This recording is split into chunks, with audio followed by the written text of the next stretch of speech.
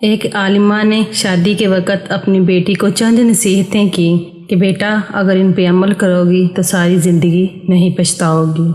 عالمہ نے اپنی بیٹی کو مخاطب کرتے ہوئے کہا کہ میری آنکھوں کی ٹھنڈک، شوہر کے گھر جا کر قناعت والی زندگی گزارنے کی کوشش کرنا۔ شوہر کے گھر جو دال روٹی ملے اس پر راضی رہنا۔ جو روکھی سوکھی شوہر کی خوشی کے ساتھ مل جائے وہ اس مرغ پلاؤ سے بہتر ہے جو تمہارے اصرار کرنے پر اس نے ناراضگی سے دیا ہو۔ دوسری بات عالمہ نے یہ کہی کہ میری بیٹی اپنے شوہر کی بات کو ہمیشہ توجہ سے سننا اور اس کو اہمیت دینا۔ ہر حال میں شوہر کی بات پر عمل کرنے کی کوشش کرنا۔ اس طرح تم اس کے دل میں جگہ بنا لو گی، کیونکہ اصل آدمی نہیں، آدمی کا کام پیارا ہوتا ہے۔ تیسری بات بتاتے ہوئے انہوں نے کہا کہ اپنی زینت و جمال کا ایسا خیال رکھنا کہ جب وہ تجھے نگاہ بھر کے دیکھے تو اپنے انتخاب پر خوش ہو، اور سادگی کے ساتھ جتنی بھی استطاعت ہو خوشبو کا اہتمام کرنا، اور یاد رکھنا کہ تیرے جسم کی کوئی بو یا کوئی ہیبت اس کی دل میں نفرت پیدا نہ کرے۔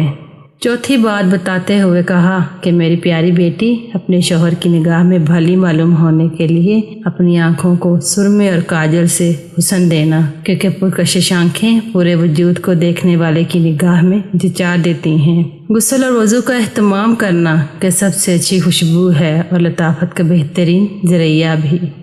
پانچویں بات یہ بتائی کہ بیٹی شوہر کا کھانا وقت سے پہلے ہی اہتمام سے تیار رکھنا، کیونکہ دیر تک برداشت کی جانے والی بھوک بھڑکتے ہوئے شعلے کی مانند ہوتی ہے، اور شوہر کے آرام کرنے اور نیند پوری کرنے کے اوقات میں سکون کا ماحول بنانا، کیونکہ نیند ادھوری رہ جائے تو طبیعت میں غصہ اور چڑچڑاپن پیدا ہو جاتا ہے۔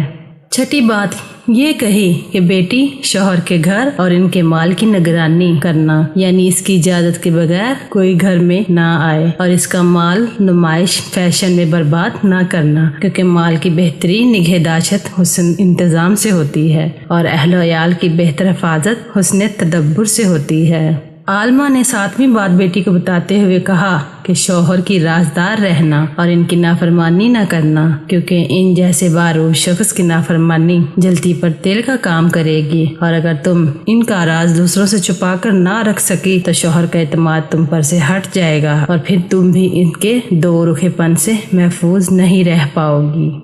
آٹھویں بات انہوں نے یہ کہی کہ میری بیٹی جب تمہارا شوہر کسی بات کر غمگین ہو تو اپنی کسی خوشی کا اظہار اس کے سامنے نہ کرنا، یعنی اپنے شوہر کے غم میں برابر کی شریک رہنا، شوہر کی کسی خوشی کے وقت غم کے اثرات چہرے پر نہ لانا، اور نہ ہی شوہر سے ان کے کسی رویے کی شکایت کرنا۔ اپنے شوہر کی خوشی میں خوش رہنا، ورنہ تم ان کی قلب کے مقدر کرنے والی شمار ہوگی۔ عالمہ نے نویں بات بتاتے ہوئے کہا کہ بیٹی اگر تم شوہر کی نگاہوں میں قابل احترام بننا چاہتی ہو تو اس کی عزت اور احترام کا خوب خیال رکھنا اور اس کی مرضی کے مطابق چلنا، تو تم شوہر کو بھی زندگی کے ہر لمحے پہ اپنا بہترین رفیق پاؤ گی۔